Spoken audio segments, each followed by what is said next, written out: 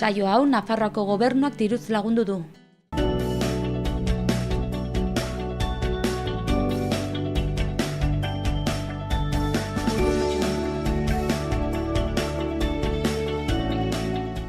Arratsaldeon guztioi eta ongi etorriak Xaloa telebistara. Uztailak 5 dugu gaurkoan, txupinazo bezpera egunez egun Iruñerriko hotsak eta zaratak saioan gaituzu. Arratsaldeon zuri ere, Ainhoa. Arratsaldeon Larraitz. Zer moduz urduri zaude ja, bihar txupinazoa dugu. Bai, eta gaina niretzat lehen dabiziko aldia izango denez, ikusiko dugu. Lanean, ez? Bai. Parrandan egonen zinen, ez? Beste aldiren batean Iruñan. Hori da. Oso, zer dugu gaurko elkarrizketen tartean? Gaur gainera 3 elkarrizketa ditugu, ezta? Bai, lehen dabizikoz Maria Castejon etorri da, kolaboratzailea, eta generoen gaien inguruan arituko da, San Ferminetan zentratua. Oso, eta beste alde batetik gaurkoan, Nafarroa Biziri Fundazioko 2 kide izanen ditugu, Amaia Zabala komunikazio arduraduna eta Xabi Elizalde dinamizazio arduraduna izanen ditugu. Eta gainera, Eneko Aritza proiektuaren inguruan hitz eginen digute, aurrera eramaten ari baitira hori guztia etxarri aranatzen.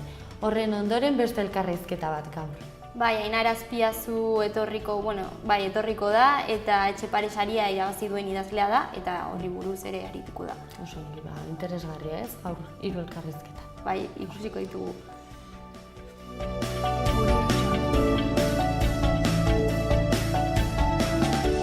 Az gaitezen gaurko efemerideekin. Gaur bezalako egun batean 1956 urtean, Estatu Batuetan bikini izeneko emakumeentzako 2 piezako bainu jantzia aurkeztu zen gizartera lehendabiziko aldiz historian. 1950ean munduko judu guztiei Israelen bizitzeko eskubidea eman zitzaien itzulera legearen sorkuntzari esker. 1964ean Ingalaterran Pink Floyd taldea sortu zen, gaur egun 20. mendeko ikono kultural garrantzitsuenetakotzat hartzen dena. Orain, azter dezagun eguneko lerroburu nagusiak Aitziberren eskutik. Arratsaldeon Ainhoa, arratsaldeon Larraitz, hauexe dira gaurko egunak utzizkigun lerroburuak.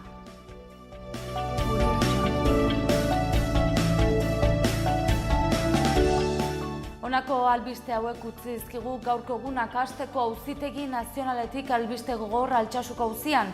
Fiskalak 62 urte arteko espetxe zigorrak eskatu ditu gazteentzat. Lesio eta mehatxu terroristak leporatu dizkie. Zauritutako pertsona bakoitzarengatik 12 urte galdegin ditu. Zigorra betetzean 5 urte zaintzapean egotea nahi du. Bertzalde Iruñan atzera egin dute, UPNek Ikurriña udaletxean ez jartzeko egindako eskaera. Enrique Emaia, UPNren bozeramaileak berretsi duenez, Ikurriñaren legea bertan bera geratu bazen ere, Ikurriña jartzea ez omen da legezkoa. Eta langabezia datuak hizpide ditugu gaurkoan. Espainiako gobernuaren enplegu ministerioak kaleratutako datuen arabera, Nafarroan 858 pertsonak lortu dute lanpostua. Aurreko hilabetearekin alderatuta, 2,71 jaitsi da langabezia. Eta aurrera eginez albisteekin 3 urte eta erdiko espetxe zigorra ezarri diote gizonezko bati 2015ko irailean 20 urteko gazte bat autoarekin harrapatu eta lagundu gabe ihes egiteagatik. Iruñeko udaleko ordezkariek gaur irekitzen den autokarabanen gunea bisitatu dute eta honekin lotuta jakinarazi udaletxeko bizikleta zerbitzua bertan bera gelditzen dela hurrengo uztailaren 16 bitarte. Plaza txikietan elkartzearen aldeko apustu eginez, herri Sanferminetako egitaraua eta guneak aurkeztu dituzte. Hasteko, Txeikouna Txantreako senegaldarrak botako du txupinazo herrikoian. Eta gaur eguerdian Iruñeko udalako ordezkariak, eraso sexistarik gabe Iruña aske argibide gunea bisitatu dute. Iruñeko udaleko herritarrendako arreta zerbitzuan ordutegi aldaketa izanen da Sanferminetan. Eta Peñen Federazioak jarrera matxisten aurkako mugimenduarekin bat egin du. Albisteekin bukatzeko eta festa giroan sartzen garen honetan droga kontsumoari buruzko kanpaina egin dute zenbait udalek.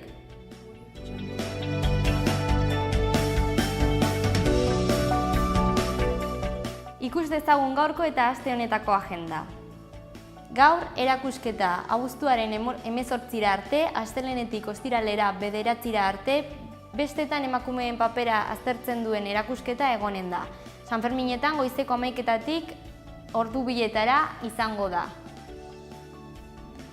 Gaur ere, Golem Yamaguchi zinemetan, Buruhaundi eta erraldoien inguruko dokumentalaz disfrutatzeko aukera izanen da.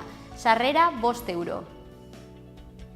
Gaur kontzertu ezberdinetaz disfrutatzeko aukera izanen da ere Sanferminen aurretik. Abeslariak, Suso Jones, Sweet California, Maria Sagana eta Clover. Ostegunean bihar, 12:00etan, 2017ko Sanferminei hasiera emango dion txupinazoa botako da Iruñeako udaletxetik. Pirritx, porrotx eta marimototx pailazoekin txupinazoa egonen da ere bihar Sanferminetako Nafarroa oinezeko txokoan emango diren ekintza guztiei hasiera emanez. Orain ezagun dezagun gaurko eta biharko eguraldia.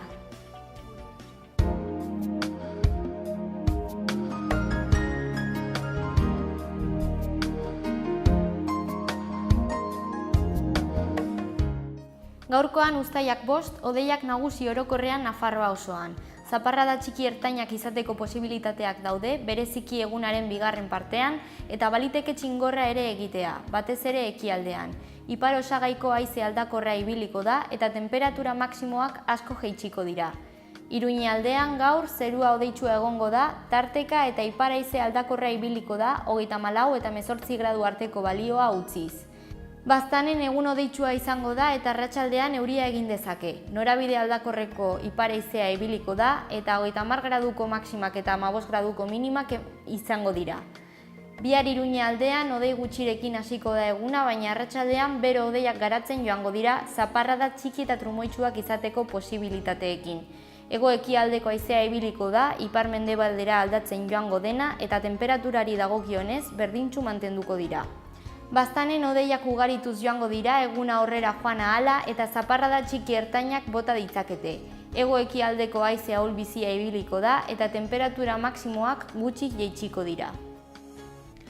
Elkarrizketen tartearekin aurrera eginen dugu gaurkoan, 3 elkarrizketa ez da, lehenik eta behin kolaboratzaile bat, Ainhoa. Bai, Maria Castejon, generoen gaietan arituko da, baina Sanferminetan zentratuta. Oso, eta bestalde batetik gaurkoan, Nafarroa Bizirik Fundazioko 2 kiderekin egoteko aukera izanen dugu, Eneko Aritza proiektuaren inguruko xehetasun guztiak emanen dizkigute gaurkoan, Amaia Zabala komunikazio arduraduna eta dinamizazio arduraduna Xabi Elizalde izanen dira gaurkoan gurekin. Beste elkarrizketa bat ikusteko aukera ere izanen dugu ondoren, ez, Ainhoa?